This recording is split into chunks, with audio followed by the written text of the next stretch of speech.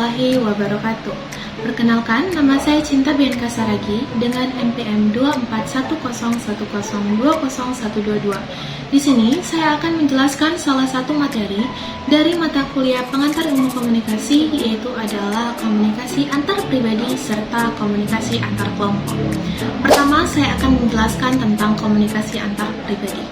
Yang dimaksud dari komunikasi antar pribadi adalah merujuk pada interaksi antar dua individu atau lebih yang memiliki konteks yang relatif pribadi dan langsung.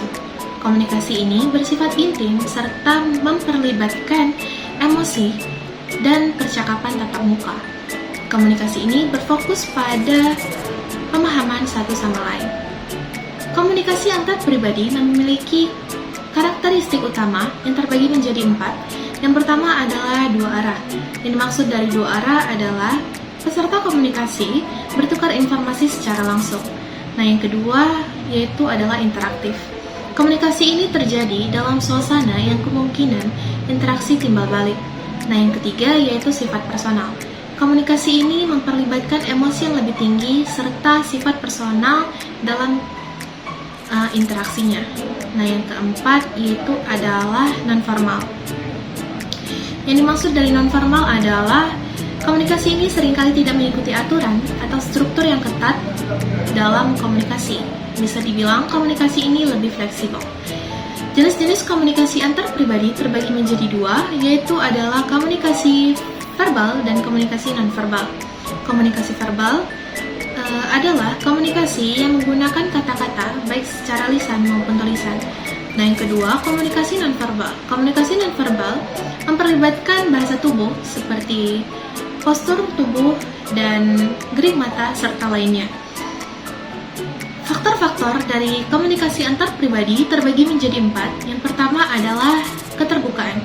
Semakin terbuka suatu individu dalam mengungkapkan diri, maka semakin baik pula kualitas komunikasi. Nah, yang kedua yaitu kepercayaan.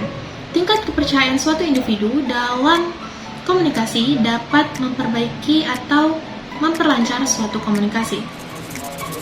Yang ketiga adalah empati. Rasa empati di sini dimaksud adalah kemampuan kita untuk memahami suatu individu dapat meningkatkan efektivitas dalam komunikasi.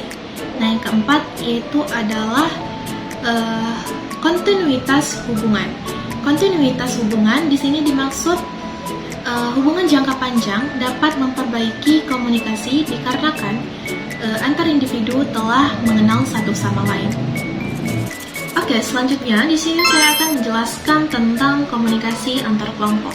Yang dimaksud dari komunikasi antar kelompok adalah interaksi beberapa individu yang dijadikan satu kelompok dengan tujuan tertentu.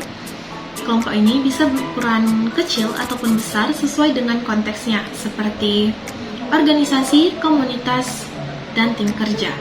Karakteristik dari komunikasi antar kelompok yang pertama adalah hierarki. Dalam komunikasi kelompok seringkali terdapat hierarki atau struktur yang mengatur interaksi antar anggota. Yang kedua yaitu adalah tujuan bersama. Kelompok berinteraksi untuk mencapai tujuan yang telah disepakati bersama. Yang ketiga adalah pembagian peran.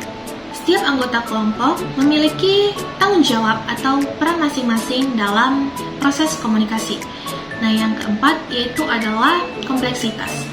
Dalam komunikasi kelompok seringkali lebih kompleks dikarenakan lebih banyak individu dengan berbagai kepentingan. Baik, selanjutnya saya akan menjelaskan tentang jenis-jenis komunikasi antar kelompok. Jenis-jenis komunikasi antar kelompok terbagi menjadi dua. Yang pertama yaitu adalah komunikasi formal.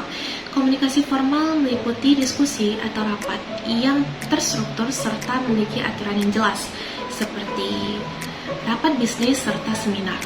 Yang kedua yaitu adalah komunikasi informal. Komunikasi informal merupakan interaksi spontan yang dilakukan oleh antar anggota kelompok di luar konteks formal, seperti percakapan santai di sela-sela rapat. Selanjutnya adalah faktor-faktor dari komunikasi antar kelompok. Yang pertama yaitu adalah kepemimpinan. Peran pemimpin sangat penting dalam keberhasilan komunikasi. karena pemimpin bakal mengarahkan diskusi serta menyelesaikan konflik. Yang kedua yaitu adalah tujuan yang jelas. Keberhasilan komunikasi kelompok sangat bergantung pada tujuan yang ingin dicapai bersama. Yang ketiga yaitu adalah koordinasi anggota. Kelancaran komunikasi kelompok sangat bergantung pada kemampuan setiap anggota dalam bekerja sama serta berkoordinasi. Yang keempat adalah norma kelompok. Setiap kelompok memiliki norma atau aturan yang bakal mempengaruhi cara anggota berinteraksi. Sekian materi yang bisa saya sampaikan. Kurang lebihnya saya mohon maaf. Billahi taufiq wal hidayah. Wassalamualaikum warahmatullahi wabarakatuh.